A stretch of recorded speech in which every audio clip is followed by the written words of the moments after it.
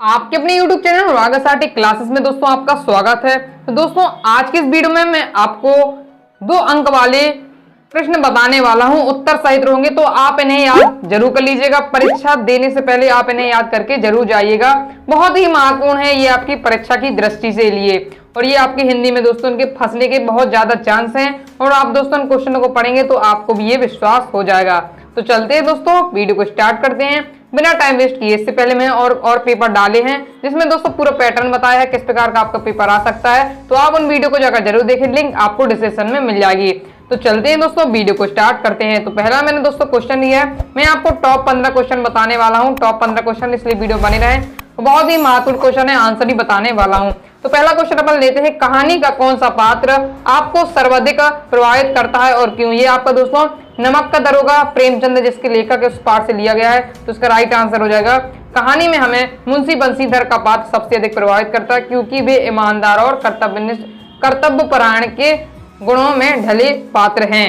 Okay दोस्तों, तो आप इसका स्क्रीनशॉट ले लीजिए और पीडीएफ में अभी दोस्तों टेलीग्राम चैनल पर डाल दूंगा अनुराग साटी क्लासेस के नाम से, लिंक आपको डिस्क्रिप्शन में मिल जाएगी। ओके दोस्तों, तो आप उसे ज्वाइन करके जरूर रखें। अब आपका दोस्तों नेक्स्ट क्वेश्चन है, बंशीधर के पिता बंशीधर से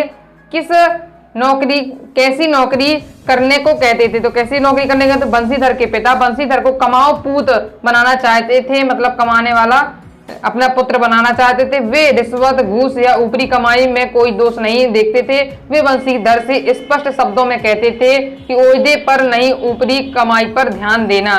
जब बंशीधर अपनी ईमानदारी के कारण, मैं इसे जूम करके आपको दिखा देता हूं, कि नौकरी से निकाल दिया जाता है तो उसके पिता उसे जी भर के कोसते हैं। वस्तुतः वे भ्रष्टाचार के बीज ऐसे बीजों से समाज में रिश्वत, कालाबाजारी जैसे रोगों को प्रसारित होते हैं। तो ओके दोस्तों, नेक्स्ट क्वेश्चन आपका दोस्तों आता है कि लेखिका मियां नसरुद्दीन के पास क्यों गई थी?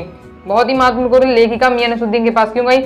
आंसर है, लेखिका मियां नसरुद्दीन के पास इसलिए गई थी जिससे वह रोटी बनाने की कला जान सकें तथा उसे अन्य लोगों को बता सकें। मियां नसरुद्दीन 56 तरह की रोटियां बनाने के लिए प्रसिद्ध थे। वह उनकी इस कारीगरी का रहस्य भी जानना चाहती थी, इसलिए उनके मियां नसरुद्दीन के विभिन्न प्रकार के प्रश्न पूछे। ओके दोस्तों, तो ये आप हो जाएगा इसका आंसर। नेक्स्ट आपका क्वेश्चन आता है कि मियां नसरुद्दीन को नान भाइयों का मसीहा क्यों कहा जाता? बहुत ही महत्वपूर्ण क्वेश्चन है दोस्तों, ये आपकी परीक्षा की दृष्टि से, इसलिए याद जरूर कर लीजिएगा। तो इसका आंसर हो जाएगा दोस्तों, मियां नसरुद्दीन को नान भाइयों का मसीहा इसलिए कहा गया क्योंकि वे मसीहाई अंदाज में रोटी बनाने की कला का गुणगान करते थे। वे स्वयं भी 56 तरह की रोटियां बनाने के लिए प्रसिद्ध थे। उनका परिवार वर्षों से इस कार्य को में संलग्न है। वे रोटी बनाने को कला मानते थे और स्वयं को उस्ताद कहते थे। उनका बातचीत करते समय तरीका भी महान कलाकारों के समान था। अन्य नान भाइयों के सिर्फ रोटी पकाते थे, वे नया कुछ नहीं कर पाते थे। तो इसलिए दोस्तों मियां नसरुद्दीन को नान भाइयों को मसीहा कहा जाता। तो अब देखते हैं नेक्स्ट क्वेश्चन, अपन स्क्रीनशॉट ले लीजिएगा आप इन्हें। नेक्स्ट ये भी महत्वपूर्ण क्वेश्चन है, पिछले साल कई बार आया है ये दोस्तों, वेरी महत्वपूर्ण क्वेश्चन है ये। क्या है दोस्तों कि धनराम मोहन को अपना प्रतिद्वंदी क्यों नहीं समझता था? तो इसका आंसर आप देख सकते हैं, बहुत ही महत्वपूर्ण है, याद कर लीजिएगा, साल भी आ सकता है दोस्तों। क्या है कि धनराम के मन में निम्न जाति का होने की बात बचपन से ही बिठा दी गई थी। दूसरे मोहन कक्षा में सभी विद्यार्थियों से होशियार था, इसलिए मास्टर जी उसे कक्षा का मॉनिटर नियुक्त कर दिया था। तीसरे मास्टर जी कहते थे कि एक दिन मोहन बड़ा आदमी बनकर और दूसरों स्कूल तथा उनका नाम रोशन करेगा। उसे भी मोहन से बहुत अधिक आशाएं थी। इन्हीं कारण धनराम मोहन को अपना प्रतिद्वंदी नहीं मानता था। ओके दोस्तों, तो आप इसे स्क्रीनशॉट ले लीजिए। नेक्स्ट आपका क्वेश्चन आ जाता है कि मास्टर त्रिलोक सिंह के किस कथन को देखकर लेखक ने जवान के चाबुक कहा है और क्यों? तो ये इसका आंसर ये है दोस्तों। ओके दोस्तों, तो मैं बता देता हूँ, मास्टर त्रिलोक सिंह ने धनराम को यह शब्द कहे कि तेरे दिमाग में लोहा भरा है, ये विद्या का ताप कहाँ लगेगा इसमें। लेखक ने इन व्यंग वचनों को जवान के चाबुक कहने के पीछे मास्टर की मानसिकता को दर्शाया है। धनराम के घर लोहा से संबंधित कार्य होता था, उनका पढ़ाई लिखाई में ध्यान नहीं था, मास्टर ने खींचकर इस कथन को कहा है। तो आप इसका स्क्रीनशॉट ले लीजिए दोस्तों, बहुत ही महत्वपूर्ण क्वेश्चन है। और नेक्स्ट बढ़ते हैं, स्पीति के लोग जीवन यापन के लिए किन कठिनाइयों का सामना करते हैं? तो आप देख सकते हैं इनका आंसर ये दिया हुआ है, तो आप दोस्तों से पढ़ लीजिए। तो दोस्तों वीडियो लंबा ना हो इसलिए मैंने पढ़ नहीं रहा हूँ, तो आप इसका स्क्रीनशॉट ले लीजिए।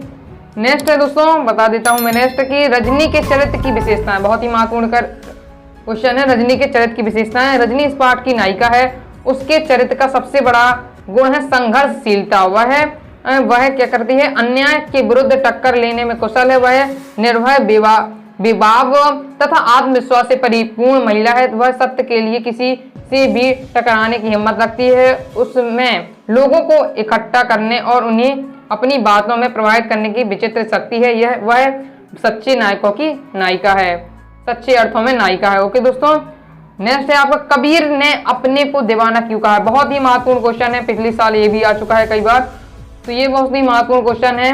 कबीर ने क्या है कि अपने को दीवाना क्यों कहा है, तो देख सकते हैं मैं इसे कई बार बताया है इंपॉर्टेंट क्वेश्चन के नाम पर। तो यहाँ आप देख सकते हैं यहाँ पर दीवाना 8 400 जी हाँ, याद कर लीजिए व्हाट्सएप नंबर, क्योंकि अब चाहे आपका मैथ का सवाल हो, फिजिक्स, केमिस्ट्री, बायोलॉजी का, आपके हर डाउट का, हर क्वेश्चन का मिलेगा वीडियो सॉल्यूशन बस आपके सीधे व्हाट्सएप में। अपने मोबाइल में डाउनर का 8 400 व्हाट्सएप नंबर सेव कर लीजिए और चैट ओपन कर लीजिए। जो भी आपका सवाल हो उसको आपको फोटो खींचना है, उसके कॉप करना है और 5 सेकेंड के अंदर आपको वीडियो सॉल्यूशन मिल जाएगा। क्लास 6 से 12वीं, IIT, JEE, NEET, CBSE board और सभी बोर्ड्स के बच्चों के लिए। तो देर किस बात की, अभी जाइए और 8 400 पर अपना सवाल व्हाट्सएप कीजिए और सभी डाउट्स को आउट कीजिए। लिंक डिस्क्रिप्शन में। पागलपन, कबीर ने परमात्मा का सच्चा रूप पा लिया है। वे उसकी भक्ति में तल्लीन है, जबकि संसार बाह्य आडंबरों में उलझकर ईश्वर की खोज कर रहा है। कबीर की भक्ति आम विचारधारा से भिन्न है, अतः वह स्वयं को दीवाना कहा है। तो आप इस क्वेश्चन को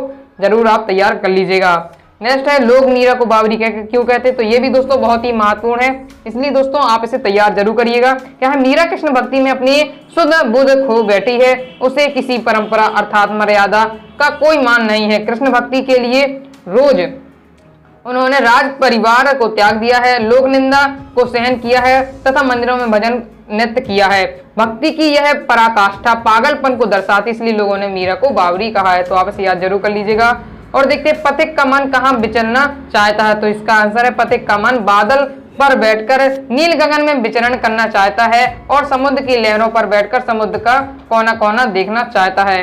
तो आप दोस्तों मैं आपको दिखा देता हूँ। नेक्स्ट है किसान, कविता में किसान की पीड़ा के लिए किसने जिम्मेदार बताया, तो आप इसे पढ़ लीजिए, बहुत ही बड़ा आंसर है इसका। तो आप अपने हिसाब से लिख सकते हैं। अगर आपने कहानी पढ़ी होगी, अगर जितने भी आपने इस पाठों की कहानी पढ़ी होगी, आप उनका आंसर बनाकर लिख सकते हैं। नेक्स्ट है पानी के रात भर गिरने पर प्राण मन गिर रहा है, इसे समझता है परस्पर संबंध आपको बताना है। तो आप दोस्तों से जरूर तैयार कर लीजिएगा। नेक्स्ट है कि कमीज न होने पर लोग पाँव से पेट क्यों ढक लेते हैं, और नेक्स्ट है कि कभी उम्र भर के लिए पलायन किस कारण करना चाहता। तो ये मैंने दोस्तों आपको टॉप 15 क्वेश्चन बताए, आप इन्हें तैयार जरूर कर लीजिएगा। PDF में जल्दी टेलीग्राम पर जान लूंगा, इसलिए आप ज्वाइन करके जरूर रखें। अनुराग साडी क्लासेस के नाम से लिंक आपको डिस्क्रिप्शन में मिल जाएगी। आई होप वीडियो पसंद आई होगी। वीडियो पसंद आए वीडियो को लाइक करके चैनल को सब्सक्राइब जरूर कर देना। मिलते हैं एक नेक्स्ट वीडियो में, तब तक के लिए बाय बाय।